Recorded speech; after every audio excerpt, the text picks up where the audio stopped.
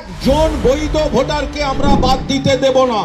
মমতা ব্যানার্জি, অভিষেক ব্যানার্জি, গোটা সর্বভারতীয় তৃণমূল কংগ্রেস বলছে বিলম্বে রবীন্দ্রনাথ ঠাকুর এবং জাতীয় সঙ্গীতকে অপমান করার জন্য বিজেপির ওই সাংসদকে শাস্তিমূলক ব্যবস্থা নিতে হবে। মানুষের পাশে যেমন আছে, শীত গ্রীষ্ম বর্ষা মমতা ব্যানার্জি ভরসা, শীত গ্রীষ্ম বর্ষা তৃণমূল কংগ্রেস ভরসা। বলছে অনুপ্রবেশ কার রক্ষার দায়িত্ব? অমিত শাহের রক্ষার দায়িত্ব। বর্ডার কে দেখে? বিএসএফ দেখে। নির্বাচনী ফলাফলের মাধ্যমে বিজেপিকে বুঝিয়ে দেওয়া হবে এটা বাংলার মাটি, দুর্জয় ঘাঁটি। সেই বিজেপি ইতিহাস জানে না, ঐতিহ্য জানে না, বাংলাকে সম্মান করতে পারে না, বাঙালিকে সম্মান করতে পারে না, জনগণ মন আর রবীন্দ্রনাথ ঠাকুরের অপমান করছে, নেতাজি সুভাষচন্দ্র বসুর অপমান করছে। তিনি বলেছেন জনগণ মনকে অপমান করেছেন, বলেছেন ব্রিটিশ প্রভুদের খুশি করতে জনগণ মন লিখেছিলেন রবীন্দ্রনাথ ঠাকুর। তো এই বিজেপির ক্রমশ সাহস বাড়ছে, এরা বাংলার টাকা আটকায়, সেই টাকাটা মমতা ব্যানার্জি সরকারকে দিতে হয়, 100 দিনের টাকা, আবাসের টাকা। এখনো পর্যন্ত 1,95,000 কোটি টাকা বাকি, বকেয়া। এরপর বাংলা ভাষাকে আক্রমণ করে, বাংলা ভাষা নাকি কোনো ভাষা নয়, বাংলা ভাষা মানে বাংলাদেশি ভাষা। এরপরে মানুষের শিকড় ধরে টানছে, অর্থাৎ এসআইআর এর নামে এরপরে এনআরসির ছায়া। আমরা বলছি একজন বৈধ ভোটারকে আমরা বাদ দিতে দেব না। মমতা ব্যানার্জি, অভিষেক ব্যানার্জি, গোটা সর্বভারতীয় তৃণমূল কংগ্রেস বলছে একজন বৈধ ভোটারকে আমরা বাদ দিতে দেব না, আবার একজন অবৈধ ভোটারকে রাখতেও দেব না। মহারাষ্ট্র, দিল্লি ভোটার লিস্টে কারচুপি করেছে, কে করেছে? বিজেপি করেছে। অন্য রাজ্যের ভোটার এ রাজ্যে ঢুকিয়ে দিয়েছে, কে ধরেছেন? মমতা ব্যানার্জি ধরেছেন। ফলে এখন তারা একটা নির্দিষ্ট অঙ্ক নিয়ে, দেখুন বলছে অনুপ্রবেশ কার রক্ষার দায়িত্ব? অমিত শাহের রক্ষার দায়িত্ব।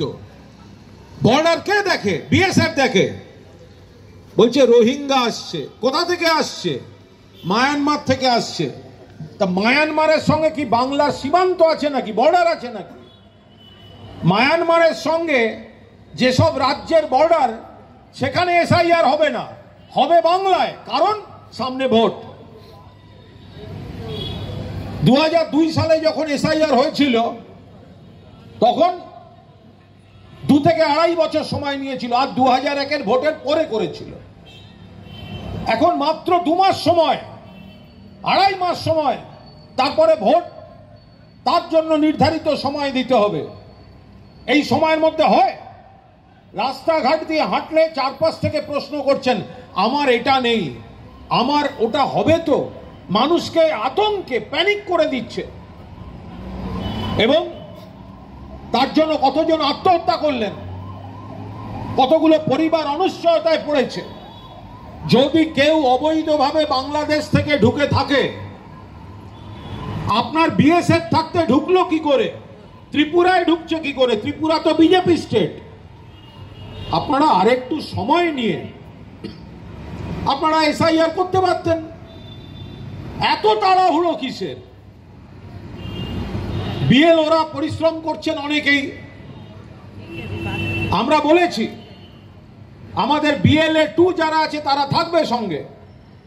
আজকে আমরা এই সভার পর আমরা নিজস্ব একটা প্রোগ্রাম করব। আমরা একটা ভ্রাম্যমাণ ক্যাম্প তো হচ্ছে, মাননীয় অভিষেক বন্দ্যোপাধ্যায় নির্দেশ দিয়েছেন।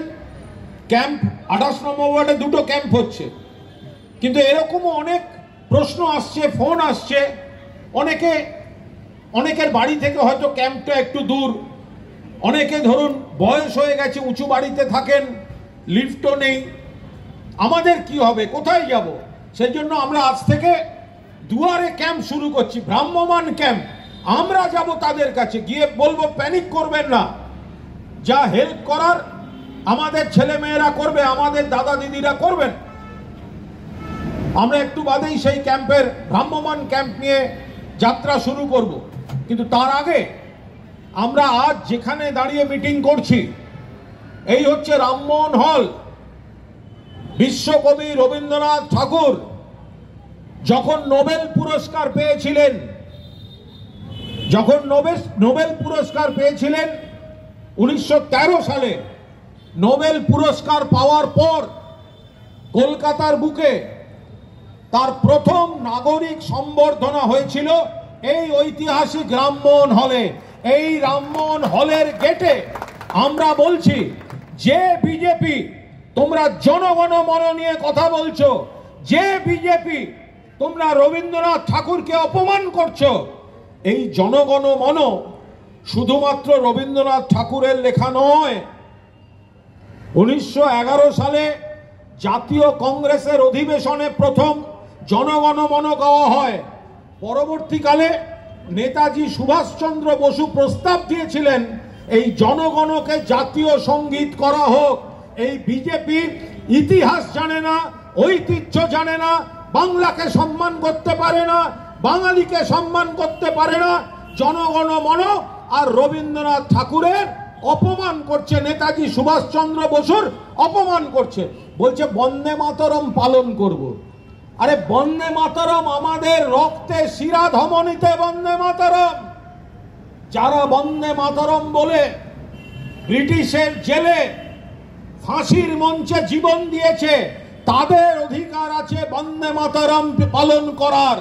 মমতা বন্দ্যোপাধ্যায়ের নেতৃত্বে সারা বাংলায় সেই শক্তিকে, সেই বিপ্লবীদের স্যালুট করা হবে, বন্দে মাতরম পালন করা হবে।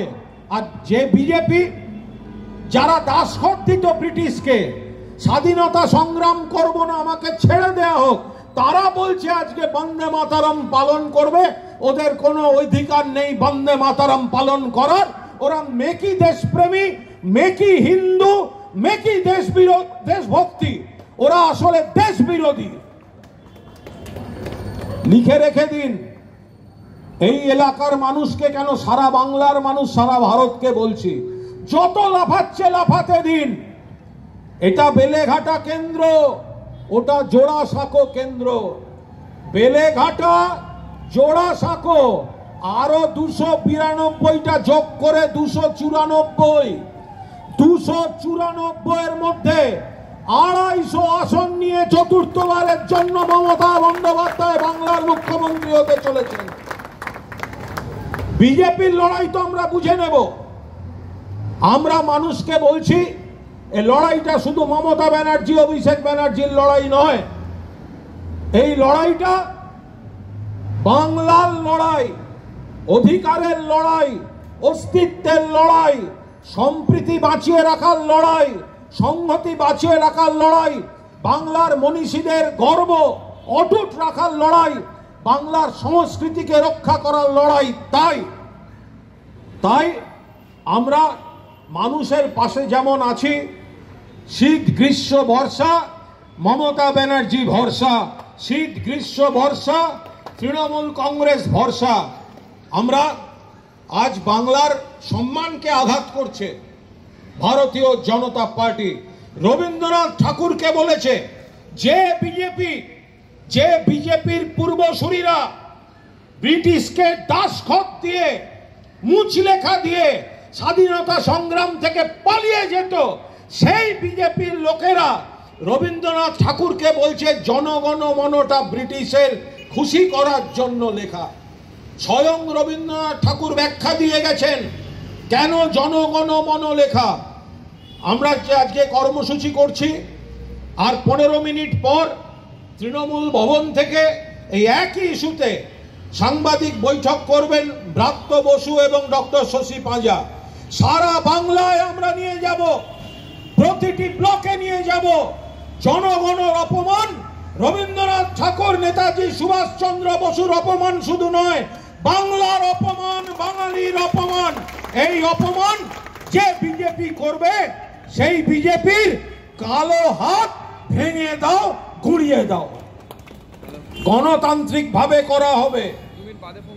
ভোটের নির্বাচনী ফলাফলের মাধ্যমে বিজেপিকে বুঝিয়ে দেয়া হবে এটা বাংলার মাটি, দুর্জয় ঘাঁটি। সেই কারণে আজ আমরা খুব জরুরি ভিত্তিতে এই ঐতিহাসিক রামমোহন হল, যে রামমোহন হলে নোবেল পুরস্কার পাওয়ার পর দেখুন শিকাগোয়ে সেই ঐতিহাসিক ধর্মসভার পর স্বামী বিবেকানন্দ যখন কলকাতায় ফিরেছিলেন, বজবজে নামেন, সেখান থেকে ট্রেনে শিয়ালদা, তার প্রথম নাগরিক সম্বর্ধনা হয়েছিল মিত্র ইনস্টিটিউশনে, তার উঠোনে। এবং সেদিন ঘোড়ার গাড়ি থেকে ঘোড়া খুলে দিয়ে যুব সমাজ বিবেকানন্দকে নিয়ে এসেছিল মিত্র ইনস্টিটিউশনের প্রাঙ্গণে। আর রবীন্দ্রনাথ ঠাকুর নোবেল পাওয়ার পর প্রথম কলকাতার বুকে, বাংলার বুকে যে নাগরিক সম্বর্ধনা হয়েছিল সেটা এই রামমোহন হলে। এই রামমোহন হলের মঞ্চ রবীন্দ্রনাথ ঠাকুরের পায়ে ধুলিতে সমৃদ্ধ। তাই আমরা এখানে আজ বিজেপির এই জনগণ মন এবং রবীন্দ্রনাথ ঠাকুরকে যেভাবে তারা অপমান করলো এবং এখনো কেন ক্ষমা চায়নি, আমাদের বক্তব্য প্রধানমন্ত্রী বিজেপির নেতৃত্বকে অবিলম্বে রবীন্দ্রনাথ ঠাকুর এবং জাতীয় সঙ্গীতকে অপমান করার জন্য বিজেপির ওই সাংসদকে শাস্তিমূলক ব্যবস্থা নিতে হবে। একই সঙ্গে তাদের ক্ষমা চাইতে হবে। এভাবে জাতীয় সঙ্গীতকে অপমান করা যায় না, বিশ্বকবিকে অপমান করা যায় না। আরো ভালো ভালো খবর দেখতে সাবস্ক্রাইব করুন বাংলা হান্টের ইউটিউব চ্যানেল। বাংলা হান্টের আরো খবর দেখতে নজর রাখুন।